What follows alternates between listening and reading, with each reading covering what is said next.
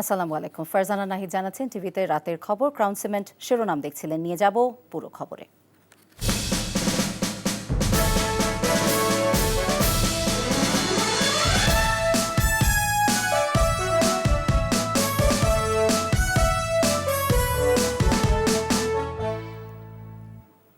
Vote গণনা যেন শেষই হচ্ছে না জাকসু নির্বাচনের। ৫ প্যানেলের ভোট বর্জন, এক শিক্ষকের মৃত্যু, সনাতন পদ্ধতিতে ৩০ ঘণ্টা ধরে ভোট গণনা সহ ঘটছে একের পর এক ঘটনা।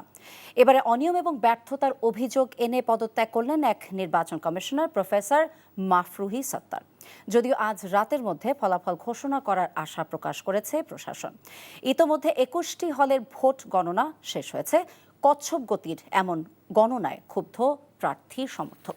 হাসান মাহমুদের রিপোর্ট। অপেক্ষার প্রহর দীর্ঘ থেকে দীর্ঘ হয়েছে। দিন গড়িয়ে রাত, ফের রাত গড়িয়ে দিন, তবুও জাকসু নির্বাচনের ভোটের ফল মেলেনি। ভোট গণনা চলছে সনাতন সেই হাতে গোনা পদ্ধতিতে। কেউ ভোট গুনছেন, কেউ বসে আছেন। একে তো দীর্ঘ ক্লান্তিকর ভোট গণনা প্রক্রিয়া, তার মধ্যে এক শিক্ষকের মৃত্যু পুরো সিনেট ভবনের হলরুমে তৈরি করেছে শোকের আবহ। আমার একজন পুলিশ অফিসার অসুস্থ হয়ে গিয়েছেন, তাকে আমি ফোন দিয়েছি। তিনি আমাকে বলেছেন, ম্যাডাম আমাকে কি আপনি চাকরি পেয়েছেন? আমি ওকে স্টপ করে মারা যাব? আমার পুলিশ অফিসার না আসলে আমি নর্থ ফাজুল্লি হলে কাউন্টিং শুরু করতে পারবো না। আমি আর কত সহকর্মীকে অসুস্থ দেখতে চাই। ফলে সময় গড়িয়েছে ৩০ ঘন্টার বেশি, যেন উত্তাপ হারিয়েছে নির্বাচনের ফল পাবার আগ্রহেও। ছাত্র সংসদ নির্বাচনে এরকম লেট হচ্ছে, তা আমরা অবশ্যই চাইবো যে ফলাফল তাড়াতাড়ি দেওয়া হোক। তো আমরা আশা করছিলাম যে আজকের মধ্যে মোটামুটি ভোট সম্পূর্ণভাবে গুণে ওনার ফলাফল দিতে পারে, বাট আমাদের ওই ইন্টেনশন আমরা দেখতেছি না খুব একটা। নানা নাটকীয়তা আর ঘটনাবহুল জাকসু নির্বাচনে সবশেষ পদত্যাগ করেছেন নির্বাচন কমিশনের এক সদস্য। যেই দিকে চেয়েছিল একটা সুষ্ঠু স্বচ্ছ জাকসু, সেই দিকে আমরা এগিয়ে যাই, কিন্তু আমি তাতে ব্যর্থ হয়েছি। এই ব্যর্থতার দায়ভার আমাকে পীড়া দিয়ে এসছে, সেই জন্য আমি এখন বাধ্য হয়েছি। আমি নির্বাচন কমিশন থেকে পদত্যাগের ঘোষণা দিচ্ছি।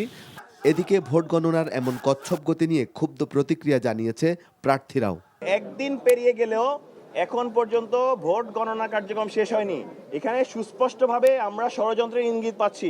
যদি কোনো শিক্ষক, যদি কোনো গোষ্ঠী বা গ্রুপ যদি নির্বাচন বানচালের চেষ্টা করে বা এই নির্বাচন স্থগিতের চেষ্টা করে, তাদেরকে শিক্ষার্থীদের গণপ্রতিরোধের মুখে পড়তে হবে। একটা গোষ্ঠী যারা মনে করে যে তারা একটা সিটও পাবে না, তারা কোনো সাধারণ শিক্ষার্থীদের থেকে প্রত্যাখ্যাত হবে, তারা আসলে এটা বানচাল করার জন্য সর্বাত্মক প্রচেষ্টা চালাচ্ছে। বৃহস্পতিবার রাতে যে ভোট গণনা শুরু হয়েছে তা শুক্রবার সন্ধ্যায় এসে শেষ হয়েছে শুধু ২১টি হলের ভোট গণনার মধ্যে। শুরু হয়েছে কেন্দ্রীয় সংসদের ভোট গণনা। অতিরিক্ত জনবল যুক্ত করে ভোট গণনার কাজ শেষ করার কথা জানালো প্রশাসন। আমি আপনাদের শারীরিকভাবে আমার হাতে কোনো কাজ করে দিতে পারছি না, কিন্তু আমি হৃদয় দিয়ে আপনাদের পাশে আছি। আপনাদের এই কষ্টের কথা ইতিহাস হয়ে থাকবে জাহাঙ্গীরনগরে। এর আগে বৃহস্পতিবার অনিয়মের অভিযোগে ভোট বর্জন করে পুনর্নির্বাচনের দাবি জানায় ছাত্রদল সহ 4টি প্যানেল ও কয়েকজন স্বতন্ত্র প্রার্থী। এ নিয়ে রাতে ক্যাম্পাসে বিক্ষোভ করে তারা। Hasan Mahmud, NTV news, Dhaka. দর্শক, ভোট গণনার আরও খবর জানাতে জাহাঙ্গীরনগর বিশ্ববিদ্যালয়ে আছেন সিনিয়র করেসপন্ডেন্ট নিয়ামুল আজিজ সাদেক, যুক্ত হচ্ছি তার সাথে। সাদিক, ভোট গণনা কোন পর্যায়ে আছে জানাবেন, এবং এই যে ভোট গণনার যে ধীর গতি, এই বিষয়ে প্রার্থী এবং শিক্ষকেরা কি বলছেন?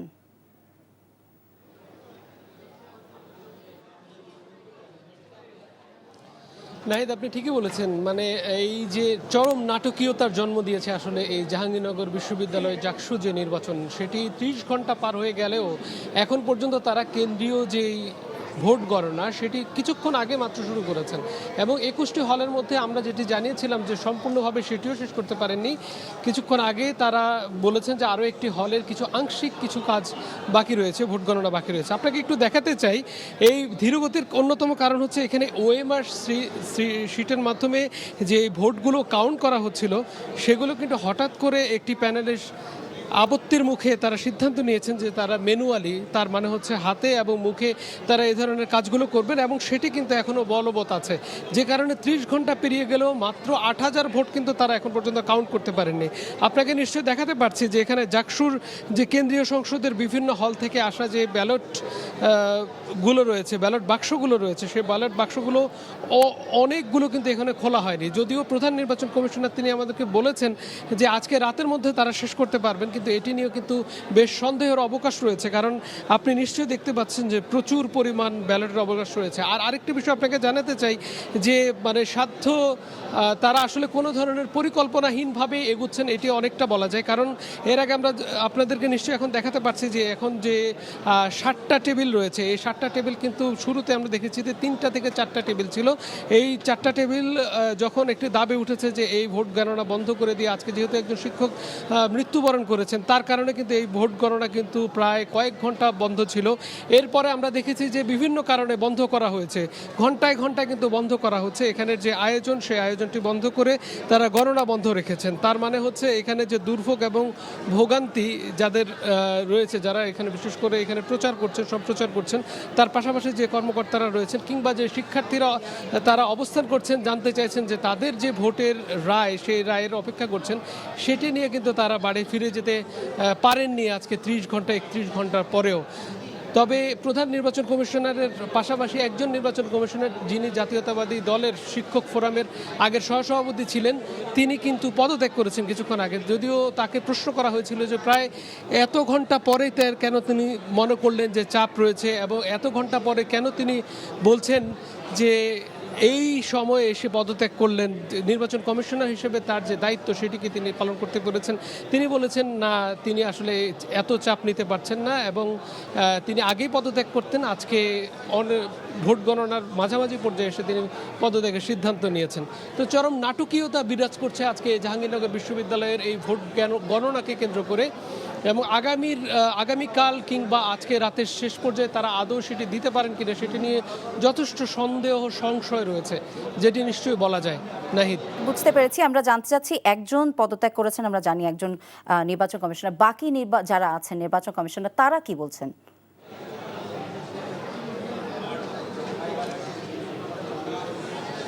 তারা আসলে চালিয়ে যাচ্ছেন, তারা এই যে গণনা চালিয়ে যাচ্ছেন, তবে তাদের ভিতরে চরম পর্যায়ের একটি সমন্বয়হীনতা, পরিকল্পনাহীনতা, যেটি আমরা কিন্তু শুরুর দিন থেকে দেখেছি। হঠাৎ করে কালি, অমোচনীয় কালির কথা বলেন, কিংবা বুথ স্থাপনের কথা বলেন, কিংবা এখানে যে কতজন এখানে গণনা করবেন সে বিষয়টি নিয়েও তাদের ভিতরে দ্বিধাদ্বন্দ্ব রয়েছে, এবং সেই দ্বিধাদ্বন্দ্বের পরবর্তীতে আমরা দেখেছি একদিন পরে এখানে বেশ কিছু টেবিল বাড়ানো হয়েছে, কিছু জনবল বৃদ্ধি করা হয়েছে, তারা ধীরে ধীরে এই বিষয়গুলো করছেন। তার মানে শুরুর দিন থেকে যদি তারা এই ওএমআর শিটের মাধ্যমে, যেটি আসলে মেশিন রিডেবল, সেটি না করে তারা কেন ম্যানুয়ালিতে গেলেন, এবং তারা হাতে কলমে, তারা নিশ্চয়ই দেখতে পাচ্ছেন এখনও হাতে কলমে তারা যে ধীর গতির অন্যতম কারণ সেটি করে যাচ্ছেন, এটিও কিন্তু আসলে বোধগম্য নয়। যে কারণে আমরা দেখছি যে এখন পর্যন্ত যারা বয়কট করেননি, বিশেষ করে শিবির প্যানেল, বাকসাস এবং একটি স্বতন্ত্র প্যানেল, তারা কিন্তু বারবারই বলছেন যে এইটাতে অন্য কিছুর ষড়যন্ত্র তারা আঁচ পাচ্ছেন। যদিও এখানে যারা নির্বাচন কমিশনার রয়েছেন তারা বলছেন যে গণনা তারা করে যাচ্ছেন, এবং এই গণনার যত জনবল দরকার হয় সেটি তারা স্পিড আপ করছেন, তারা বাড়াচ্ছেন, এবং সাথে সাথে তারা আশা করছেন আজকে রাতের মধ্যে তারা সেটি শেষ করতে পারবেন। যদিও আপনাকে আমি দেখিয়েছি যে এখনও অসংখ্য ব্যালট বাক্স রয়েছে যেটি আসলে অবমুক্ত করা হয়নি, তার মানে নিশ্চয়ই সেটির শঙ্কাও রয়েছে যে আজকে রাতের মধ্যে শেষ করতে পারেন কিনা।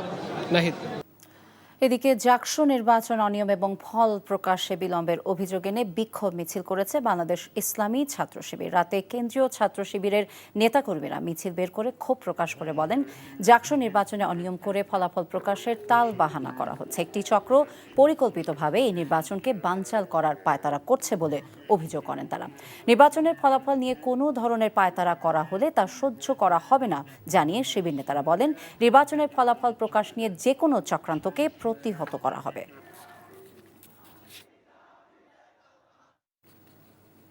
গণতন্ত্রকে বাধাগ্রস্ত করতে এবং দেশকে পিছিয়ে দিতে দেশ বিরোধী শক্তি এবং পলায়নকৃত স্বৈরাচার ঐক্যবদ্ধ হয়ে দেশ ও দেশের বাইরে থেকে ষড়যন্ত্র করছে বলে অভিযোগ করেছেন বিএনপি স্থায়ী কমিটির সদস্য AZM Zahid Hossain. Diploma engineers association DEAB এর নবনির্বাচিত আহ্বায়ক কমিটিকে সাথে নিয়ে শহীদ রাষ্ট্রপতি জিয়াউর রহমানের মাজারে শ্রদ্ধা নিবেদন শেষে এমন অভিযোগ করেন তিনি। বলেন, দেশের মানুষ ঐক্যবদ্ধ থাকলে সব অপচেষ্টা রুখে দেওয়া সম্ভব। সম্প্রতি বিশ্ববিদ্যালয়গুলোর ছাত্র সংসদ, ডাকসু এবং জাকসু নির্বাচন নিয়ে অনেক প্রশ্ন উঠেছে বলেও জানান তিনি।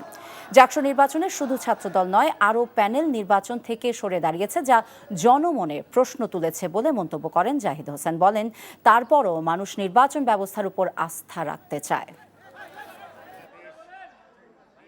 বিভিন্ন ষড়যন্ত্র দেশ এবং বিদেশ থেকে হয়েছে।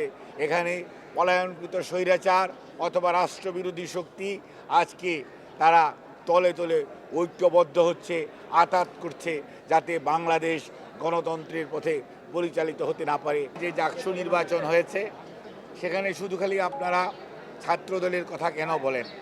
সেখানে বিভিন্ন প্যানেল, স্বতন্ত্র প্রার্থী, ইভেন শিক্ষকরা পর্যন্ত নির্বাচন থেকে অনেকেই সরে দাঁড়িয়েছেন। নিশ্চয়ই সেখানে কোনো না কোনো কারণ আছে। আগামী বছরের ফেব্রুয়ারির প্রথমার্ধে জাতীয় নির্বাচন অনুষ্ঠিত হবে বলে জানিয়েছেন প্রধান উপদেষ্টা প্রেস সচিব শফিকুল আলম। সকালে মাগুরার মাঝাইল গ্রামে রেল প্রকল্প এবং গ্রেনেসার কবি ফরুক আহমদের বাড়ি পরিদর্শন শেষে সাংবাদিকদের সাথে আলাপকালে কথা বলেন তিনি। সুষ্ঠু এবং সবার কাছে গ্রহণযোগ্য একটি নির্বাচন উপহার দেয়া অন্তর্বর্তীকালীন সরকারের প্রধান চ্যালেঞ্জ হলেও সেই লক্ষ্যেই সরকার এগিয়ে চলছে বলেও জানান শফিকুল আলম। কথা বলেন ছাত্র সংসদ নির্বাচন নিয়েও।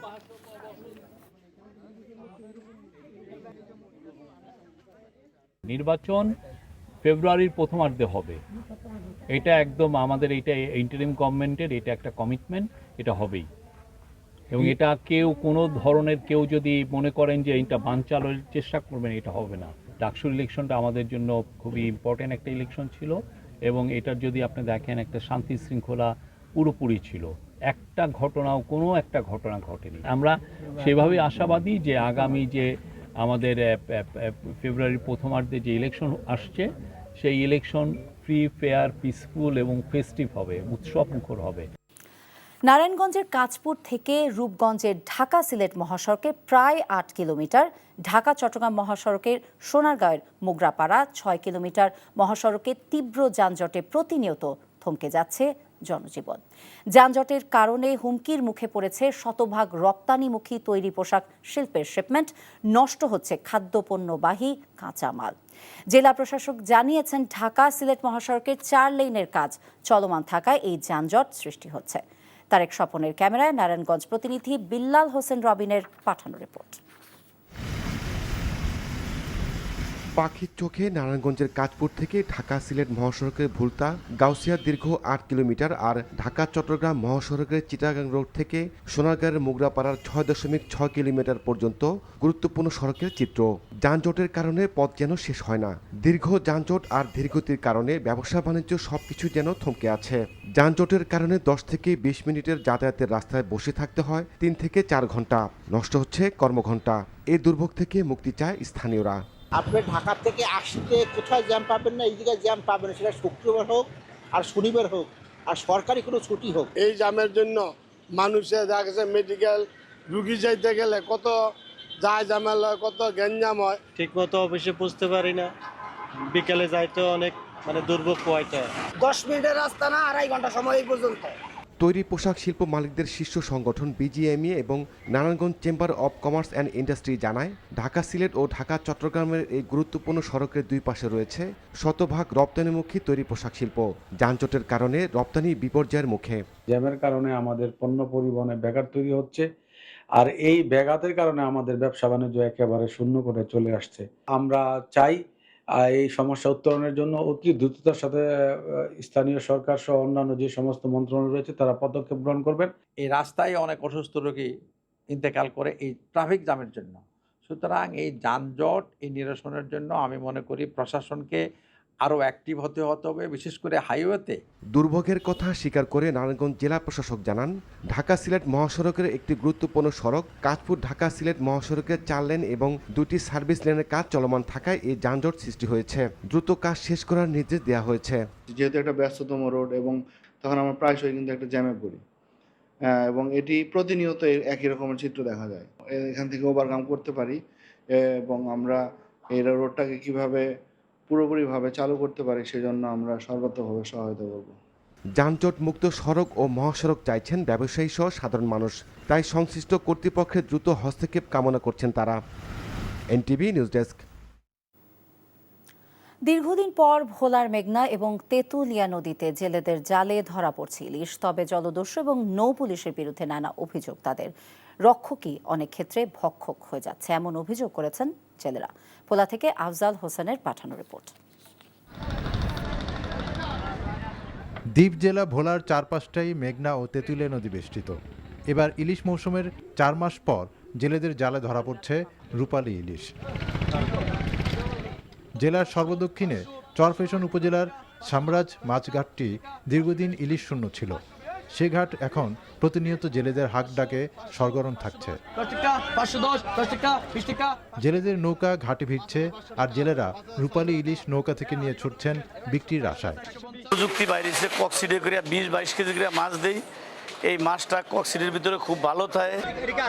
তবে রূপালী ইলিশ যখন জেলেদের জালে ধরা পড়ছে, ঠিক তখনই নদীতে ডাকাতের পাশাপাশি বাড়ছে নৌ পুলিশের হস্তক্ষেপ। জেলে ও আড়তদারদের অভিযোগ, মোটা অঙ্কের টাকা নিচ্ছে এসব নৌ পুলিশ সদস্যরা। জলদস্যু ডাকাতি করলে তো মোটামুটি কি 1 কন্টেনার তেল নেয় বা দুয়া মাছ ফেলে মাছ দুয়া লয়ে যায়। নৌ পুলিশে যেই মিলে অত্যাচার শুরু করছে জেলের উপরে, এই বছর জেলেরা এমনি ক্ষতিগ্রস্ত হয়ে জেলেরা ফানে মাছ।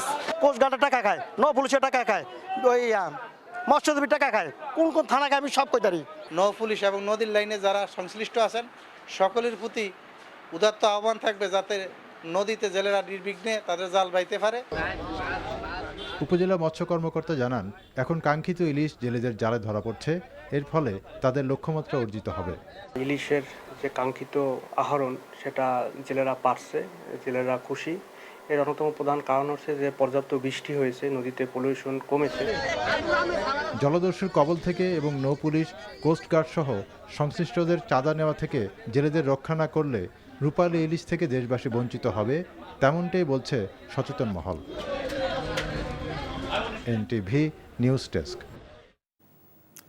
বিএনপির রাষ্ট্র কাঠামো মেরামতের 31 দফা বাস্তবায়নের লক্ষ্যে সিরাজগঞ্জের রায়গঞ্জে আলোচনা সভা হয়েছে। শুক্রবার বিকেলে উপজেলার ধুবিল ইউনিয়ন বিএনপি আয়োজিত সভায় প্রধান অতিথি ছিলেন জেলা বিএনপির নির্বাহী সদস্য এবং সিরাজগঞ্জ 3 আসনের 4 বারের প্রয়াত এমপির সন্তান রাহিদ মান্নান লেনিন। এ সময় তিনি তারেক রহমানের 31 দফা বাস্তবায়নের আলোকে একটি সুন্দর বাংলাদেশ বিনির্মাণে সকলকে ঐক্যবদ্ধ হয়ে কাজ করার আহ্বান জানান। সভায় উপজেলার 9টি ইউনিয়ন, 1টি পৌরসভা এবং সকল ওয়ার্ডের বিএনপি, যুবদল, ছাত্রদল, স্বেচ্ছাসেবক দল সহ সহযোগী সংগঠনের নেতাকর্মীরা উপস্থিত ছিলেন।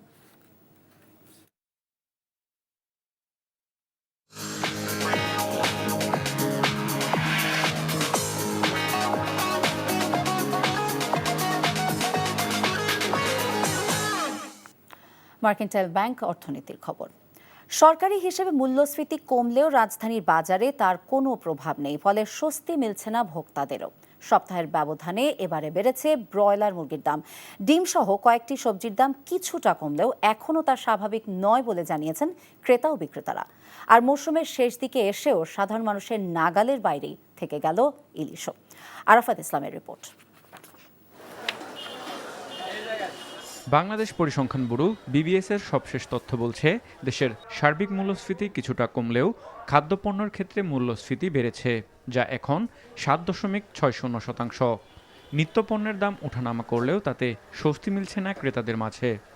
প্রত্যেকটা বাজারেই দাম বেশি। ছোট ছোট চিংড়ি মাছ 1000 টাকা কেজি, মুরগি 350 টাকা কেজি। সপ্তাহের ব্যবধানে কেজিতে 10 টাকা বেড়েছে ব্রয়লার মুরগির দাম। তবে সোনালী মুরগির দাম অপরিবর্তিত রয়েছে। ডজনে 5 টাকা কমে লাল ডিম 135 আর সাদা ডিম 130 টাকায় বিক্রি হচ্ছে। ব্রয়লার 180 টাকা, সোনালী 320। মুরগি গত সপ্তাহ থেকে ব্রয়লার কেজি 10 টাকা বাড়ছে, সোনালী আগের দামে সোনালী বাড়ে নাই। গত কয়েক সপ্তাহ ধরেই চড়া সবজির বাজার সরবরাহ বাড়ায় গেল সপ্তাহের তুলনায় বেগুন, পটল, করলাসহ বেশ কয়েকটি সবজির দাম কিছুটা কমেছে। তবে স্থিতিশীল রয়েছে আলু ও পেঁয়াজের দাম। গ্যাসের সপ্তাহ থেকে এই সপ্তাহে দাম কম, মনে করেন এই যে এইসব সবজি 80 টাকা ছিল 70 টাকা। মাছের বাজারে গিয়েও হাঁসফাঁস অবস্থা ভোক্তাদের। ভরা মৌসুমেও কমছে না ইলিশের দাম।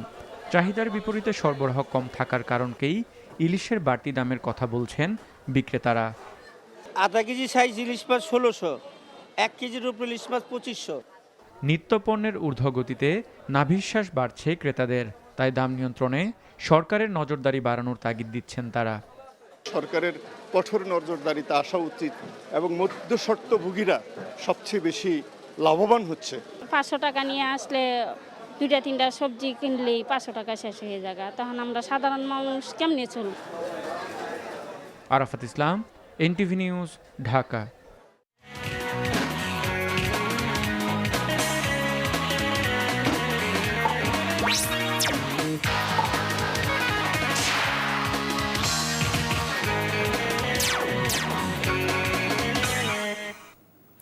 ইস্পাহানি প্রিমিয়াম টি খেলার খবর, ক্রিকেট। আসন্ন বাংলাদেশ ক্রিকেট বোর্ড নির্বাচনের ঠিক আগে আকস্মিকভাবে পরিবর্তন হয়েছে ঢাকা বিভাগ এবং জেলা অ্যাডহক কমিটির কাউন্সিলর তালিকা। সাবেক অধিনায়ক আশরাফুলের জায়গায় বিভাগে অন্তর্ভুক্ত করা হয়েছে বর্তমান বোর্ড সভাপতি আমিনুল ইসলাম বুলবুলকে। জেলায় বর্তমান বিসিবি পরিচালক নাজমুল আবেদিন ফাহিমকে অন্তর্ভুক্ত করতে গিয়ে নারী আম্পায়ার সাথীরা জাকির জেসিকে সরে যেতে হয়েছে, যা প্রশ্নের জন্ম দিয়েছে চারদিকে। রিপোর্টে জানাচ্ছেন বর্ষণ কবির।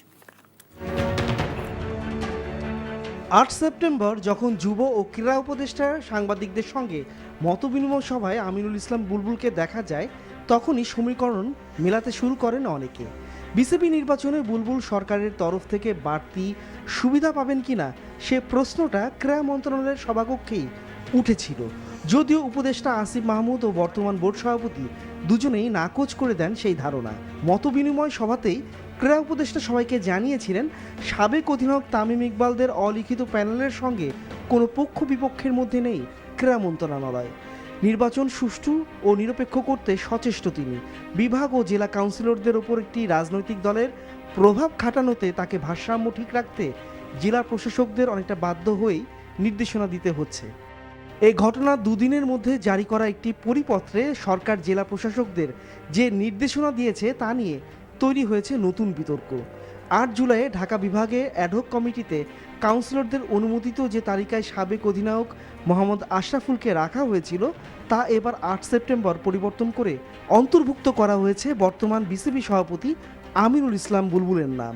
4 অক্টোবর বিসিবি নির্বাচনের আগে যখন কোথাও বুলবুলের কাউন্সিলরশিপ পাওয়া যাচ্ছিল না, তখনই এই সিদ্ধান্তের কারণে ক্রীড়া মন্ত্রণালয় হয়েছে প্রশ্নবিদ্ধ। একইভাবে ঢাকা জেলা থেকে সাথীরা জাকির জেসির জায়গায় পরিবর্তন করে বর্তমান পরিচালক নাজমুল আবেদিন ফাহিমকে অন্তর্ভুক্ত করা হয়েছে কাউন্সিলরের তালিকায়। 10 সেপ্টেম্বর এক পরিপত্রের মাধ্যমে দেখা যাচ্ছে কিছু ধারা মনে করিয়ে দিয়ে অ্যাডহক কমিটির কাউন্সিলরশিপ চূড়ান্ত করার সিদ্ধান্ত জানিয়ে দিয়েছে ক্রীড়া মন্ত্রণালয়। হঠাৎ করে কেন এই পরিবর্তন 8 সেপ্টেম্বর, এই প্রশ্নটা আমি সরকারের ক্রীড়া উপদেষ্টার কাছে রাখলাম। ক্রিকেট বোর্ডের যে নির্বাচন, সেই নির্বাচনকে সামনে রেখে এই পরিবর্তনটি কেন? এ ব্যাপারে বর্তমানে দুবাইয়ে অবস্থানরত ক্রীড়া উপদেষ্টার সঙ্গে যোগাযোগ করা হলে কোনো সাড়া মেলেনি। বর্ষণ কবির, এনটিভি নিউজ, ঢাকা। এই ছিল রাতের খবরের ভিডিও সবটি জানতে ভিজিট করুন এনটিভি অনলাইন www.ntvbb.com। এছাড়া এনটিভি জনপ্রিয় সব অনুষ্ঠান এবং খবরের আপডেট জানতে ভিজিট করুন আমাদের ইউটিউব এবং ভেরিফাইড ফেসবুক পেজ। রাত 1টায় মধ্যরাতের খবর দেখার আমন্ত্রণ রইল। সবাইকে ধন্যবাদ। শুভরাত্রি।